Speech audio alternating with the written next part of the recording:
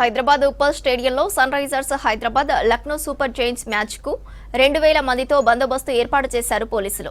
430 CC కెమెరాలతో పర్యవేక్షిస్తున్నామన్నారు Rachakonda CP Sudheer Babu. Match సందర్భంగా స్టేడియం చుట్టూ ట్రాఫిక్ ఆంక్షలు అమలు చేస్తున్నామని చెప్పారు. ప్రొహిబిటెడ్ వస్తువులను గ్రౌండ్లోకి అనుమతించలేదన్నారు సిపి. ఎవ్రీ టైం చేసినటువంటి అలర్ట్నెస్ మెయింటైన్ చేస్తున్నాం. ముఖ్యంగా Hyderabad crowd very discipline crowd, రెస్పాన్సిబుల్గా ఉంటారు, అథారిటీస్ సపోర్ట్ చేస్తూ ఉంటారు. But still concern security aspect మీద మాకు ఫోకస్ ఉంటుంది కాబట్టి ప్రొహిబిటెడ్ ఐటమ్స్ ఏమున్నాయో లోపల తీసుకురావద్దని చెప్తున్నాం.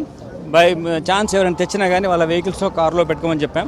సెక్యూరిటీ కోసం ఈసారి బెటర్ కమాండ్ కంట్రోల్ సెంటర్, మేము ఇంకా ఇంప్రూవైజ్ కమాండ్ కంట్రోల్ సెంటర్ వచ్చింది.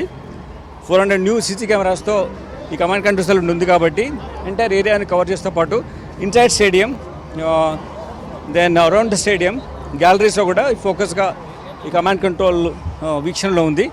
అంతేకాకుండా మహిళల భద్రత కోసం షీ టీమ్స్ ఆల్రెడీ మఫ్టీలో తిరుగుతున్నారు, ఈ స్టేడియంలో కూడా ఉన్నారు. మఫ్టీ ఆఫీసర్స్ కూడా డ్యూటీలో ఉన్నారు.